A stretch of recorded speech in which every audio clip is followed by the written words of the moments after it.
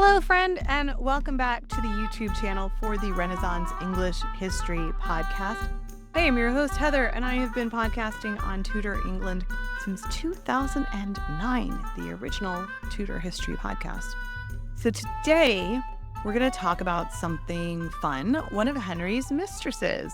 In fact, his first known suspected mistress, who was Jane Popincourt. So we're going to talk about her. But first, if you like Tudor history, why don't you go ahead and hit subscribe to the channel so that you never miss out on any of the Tudor history videos I put out. All right. So Jane Popincourt was among the first women to capture the attention of the young Henry VIII. And her story offers a really interesting glimpse into court life during the early Tudor period. Though she's not as well known as some of Henry's later mistresses like Bessie Blount or Mary Boleyn, her time at court and her relationship with key figures in both the French and the English courts makes her an intriguing figure in Henry's early reign. So Jane Popincourt was born in France, though very little is known about her early life before arriving in England. Her entry into English court circles came as she was appointed to teach the royal daughters, Princess Margaret and Princess Mary. She was appointed to teach them French. She probably came from French nobility, and that's how she would have even come over to the court and been appointed in the first place. She would have been in close contact with the royal family as the tutor of the daughters, and she would have been right there with all of the highest ranking courtiers. It's likely that she arrived in the English court during the reign of Henry VII. At this time, court life was revolving around the political negotiations related to marriage alliances with other European powers for the Tudor daughters, which could explain why a French-speaking woman of a noble background would have been chosen to instruct the royal children. By the time Henry VIII ascended to the throne in 1509, Jane had established herself at court and was appointed a lady-in-waiting to Catherine of Aragon. This position, of course, placed her in a very covetous, prestigious role for a woman at court, ensuring her continued proximity to power. Despite her high standing, her reputation soon became tarnished by her love affairs. One of the most significant of those was with the French nobleman Louis d'Orléans of Longueville. Captured by the English during the Battle of Spurs in 1513, Longueville was held as a prisoner in England, though his status as a high-ranking French noble afforded him a degree of freedom and the opportunity to serve as an ambassador for France. It was in this capacity that he succeeded in negotiating the marriage between Henry VIII's sister, Princess Mary, and King Louis XII of France. Yet it wasn't Longueville's diplomatic successes that drew attention. It was his romance with Jane Popincourt that caused a scandal. Though Jane was in her mid-20s and unmarried, an unusual status for a woman of her rank, her affair with a French prisoner very much damaged her reputation. Court gossip began to swirl around her, and the French themselves viewed her behavior as very improper, shocking. A woman in her 20s is having an affair. Oh my goodness. Anyway, Jane's affair with Henry VIII is believed to have begun shortly after her liaison with Longueville, likely around 1415 or 1516, somewhere in there. Henry was still a young king, full of energy and vigor and passion, was often captivated by the women around him. He loved women, right? He was very raised by his mother. There's a lot of psychoanalysis people do about that. But he was definitely a ladies' man in that he loved to flirt, he loved to dance, he loved all of it. Now, his relationship with Jane may have been brief, but it was significant. It marked one of his earliest known extramarital affairs. Henry had only been married to Catherine of Aragon for 5 years.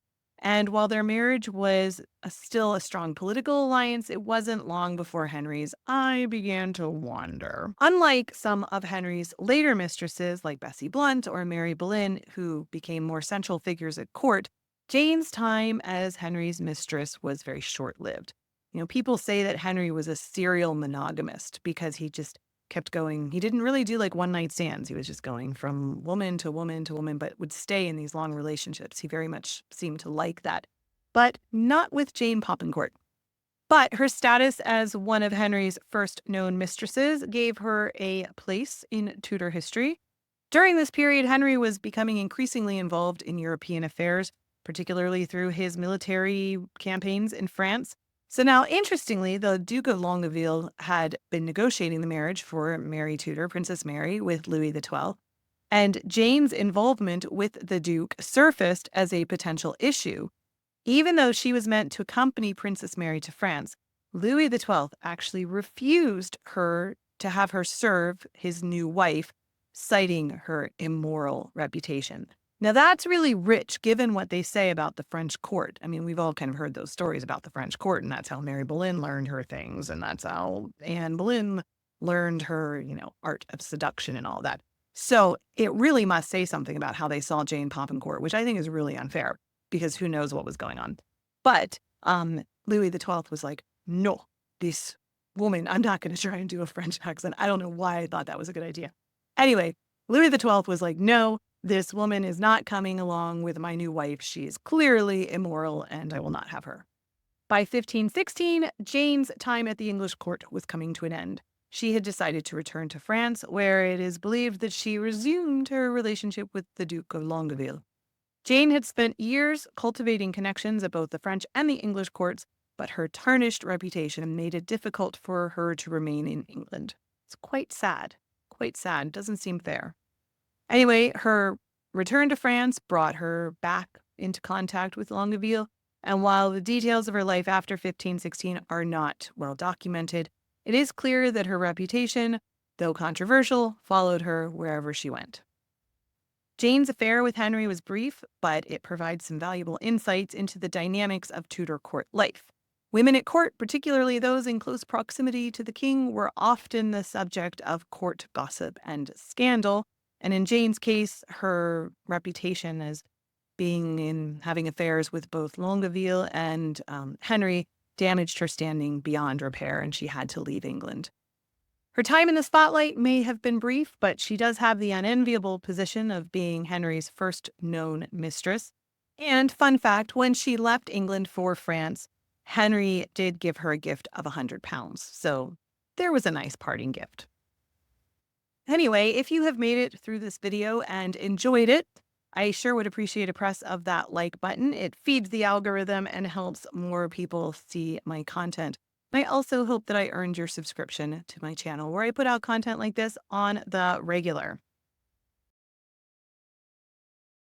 I want to show you something fun. Tom Webster, who is Brigitte Webster's husband, she spoke at TutorCon on Tudor food. She writes about Tudor food and Tudor recipes, Tudor living. Brigitte Webster, I've done interviews with her on the channel too, so you can check her out. Anyway, her husband 3D printed these super cool Tudor roses. And you put a little hole in them, so I'm going to hang one on my Christmas tree this year. Anyway, I was just sitting here on my desk, and I thought I would show it to you. He printed out multiple and brought them in a box and was giving them out to people at TutorCon, and I snagged one, and I'm very pleased with it. It's very pretty, isn't it? So thank you, Tom Webster and Brigitte Webster, for coming to TutorCon and for this lovely, lovely Tutor Rose. I can't see what I'm recording right now, so I don't know how that looks, but we'll see. I think it's super cool. Aye, you guys. Aye. Thank you for watching. Remember, you are deeply loved. I am so glad that I share the planet with you. And don't forget to drink your water, friends. And I will be back again very soon. Bye-bye.